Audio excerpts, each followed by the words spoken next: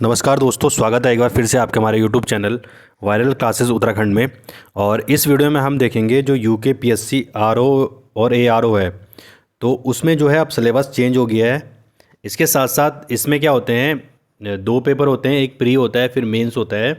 तो उसमें सिलेबस में क्या क्या चेंज हुआ है और ये वैकेंसी आपने देखी होगी कि जो यूकेपीएससी है उसने अभी जो है अपना जो है पूरा प्रारूप यानी खाका तैयार किया है कि 2023 में कौन कौन से एग्ज़ाम होने हैं, किनका प्री होना है, किनका मेंस होना है।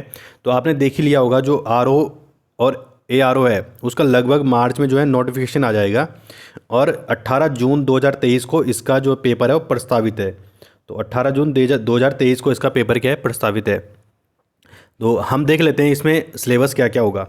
तो अगर आप प्रारंभिक परीक्षा देखते हैं तो प्रारंभिक परीक्षा में पहले क्या होता था कि एक सामान्य अध्ययन का पेपर आता था यानी कि जीएस का पेपर आता था और उसमें 150 क्वेश्चन होते थे और 2 घंटे का ये क्या होता था, पेपर होता था। और इसमें लगभग 20 से 30 क्वेश्चन पिछली बार मैथ्स और रीजनिंग के आए थे, लेकिन इस बार इन्होंने सिलेबस चेंज कर दिया है। तो अब सिलेबस में क्या होगा कि 150 ही क्वेश्चन होंगे, लेकिन 100 मार्क्स को तो क्या होगा, जीएस होगा, लेकिन 50 नंबर की यहाँ पे आ जाएगी आपकी मैथ्स और रीजनिंग आ जाएगी। तो मैथ्स और रीजनिंग आ जाएगी। ऐसे लोअर पीसेस में भी होता है कि लोअर पीसेस में भी क्या होता है कि 100 नंबर की तो जीएस होती है और 50 नंबर की मैथ्स और रीजनिंग होती है।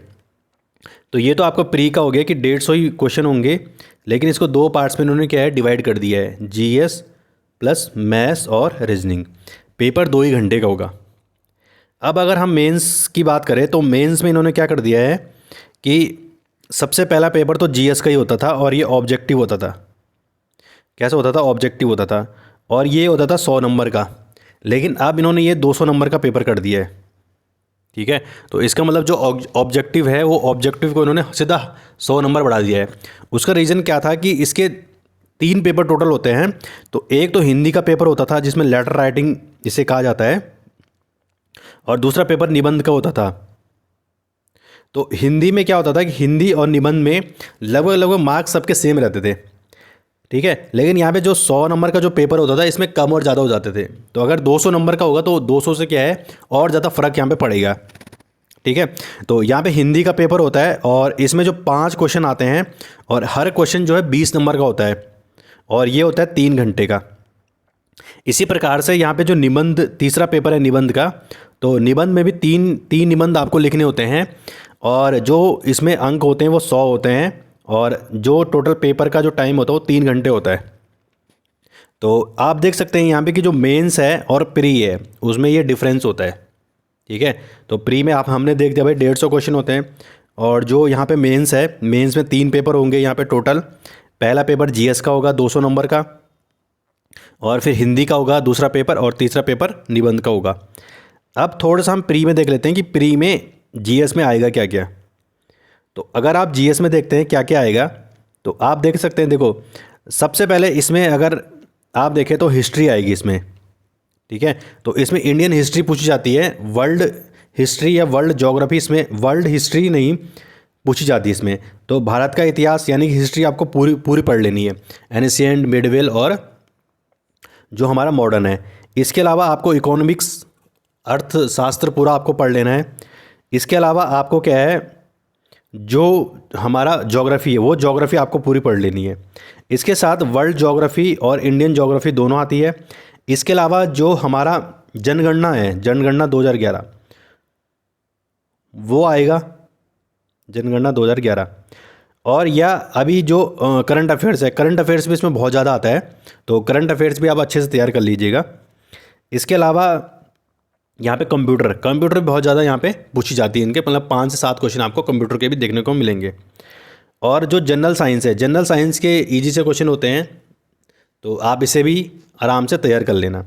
तो ये तो हो गया प्री का, और करंट अफेयर्स का मैंने आपको बताई दिया है। ठीक है, अब इसमें थोड़ा हम हल्का हल्का देखेंगे और फिर हम अलग से क्या करेंगे, अलग अलग जो पेपर हैं उनमें क्या क्या क्वेश्चन आते हैं वो देखेंगे। ठीक है, मुख्य परीक्षा के लिए भी देखिए आप, जो जीएस है वो 200 नंबर की रहने वाली है और उसमें यही सब आना है, कुछ अलग नहीं आना है।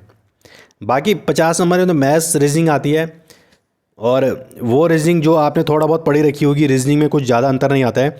इसका अलग से जो मैं आपको अलग से बता दूंगा कि रीजनिंग में कौन कौन से टॉपिक आते हैं और मेंस में कौन कौन से टॉपिक आते हैं।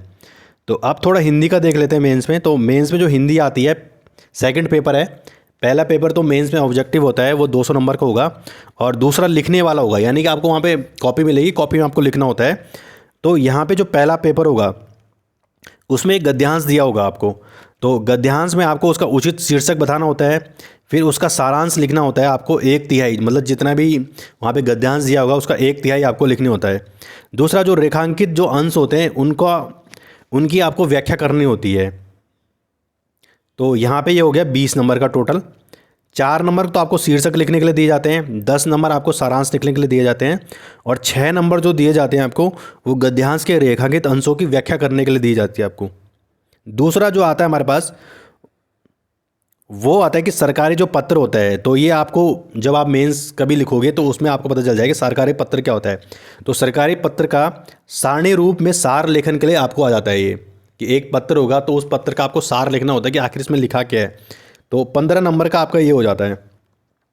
फिर पत्राचार में आपको पत्र लिखने होते हैं। देखो पत्र होते हैं शासकीय पत्र, अशासकीय पत्र, कार्यालय आदेश, कार्यालय ज्ञाप, विज्ञप्ति, परिपत्र और टिप्पणी।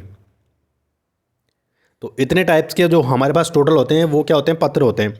तो इन पत्रों में से आपका कोई भी पत्र आ सकता है। जैसे कि सबसे पहले क में आपका 15 नंबर में आपका शासकीय या अशासकीय पत्र आ सकता है। फिर ख में आपका क्या आ सकता है, कार्यालय आदेश और कार्यालय ज्ञाप आ सकता है। और गौ में आपका क्या आ सकता है, विज्ञप्ति, परिपत्र या टिप्पणी आ सकती है। अगला आ सकता है हमारे पास पारिभाषिक जो शब्दावली है, रूपांतरण। 12 शब्द दिए जाने जिसमें से कोई 10 करने हैं अंग्रेजी से हिंदी, और फिर 10 शब्द है जिनका हिंदी से अंग्रेजी होना है। तो ये कुछ शब्द दिए जाते हैं आपको, और उन शब्दों को आपको हिंदी से इंग्लिश में लिखना होता है। और फिर 12 शब्द आपको हॉट दिए जाते हैं जिसमें से आपको 10 करने होते हैं, उनको आपको हिंदी से इंग्लिश में लिखना होता है। ठीक है, जैसे वर्ड मीनिंग टाइम आप समझ सकते हो इसमें कि वर्ड मीनिंग दी जाएगी, तो वो केवल प्रशासनिक शब्दावलियाँ होती हैं, वो शब्दावलियाँ ऐसे नहीं होती है, वो प्रशासनिक शब्दावलियाँ होती हैं। आप अगर इसे ढूंढना चाहे तो प्रशासनिक शब्दावलियाँ आपको आसानी से मिल जाएंगी। ठीक है, तो ये हो गया हमारा हिंदी का पेपर। 100 नंबर का टोटल है ये, और इसमें टोटल 5 क्वेश्चन होंगे। पहले में गद्यांश होगा, दूसरा में सरकारी जो पत्र होगा उसका टेबुलर फॉर्म लिखना होगा, तीसरे में हमें 3 जो लेटर लिखने होते हैं, और चौथे 5 में हमें 10-10 वर्ड मीनिंग लिखनी होती है। एक हिंदी से अंग्रेजी, दूसरा अंग्रेजी से हिंदी लिखनी होती है। अब देख लेते हैं हम निबंध। तो इसमें टोटल 3 निबंध आते हैं, और मतलब थर्ड पेपर होगा ये, और ये थर्ड पेपर भी कितने नंबर का होगा, 100 नंबर का होगा।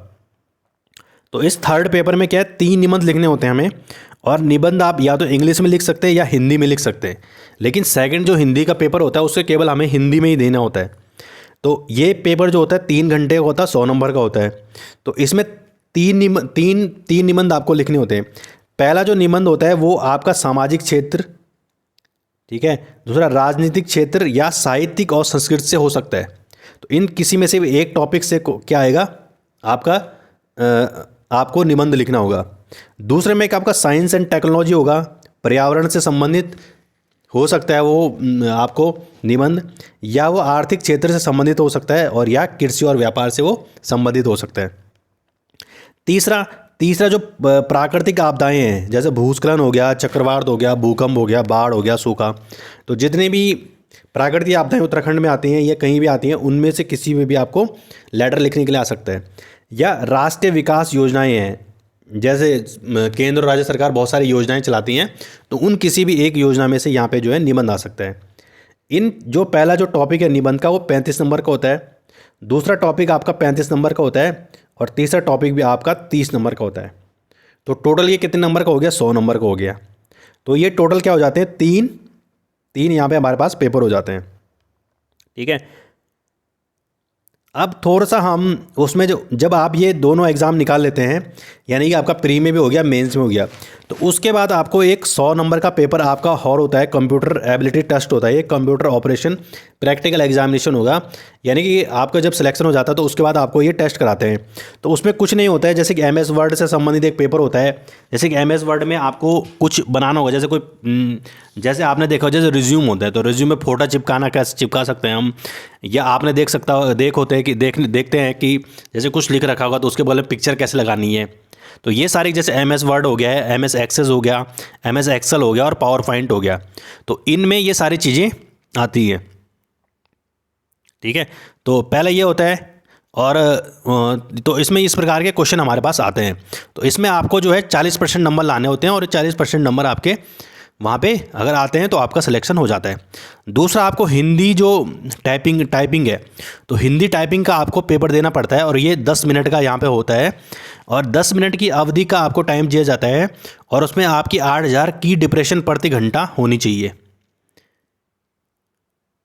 ठीक है।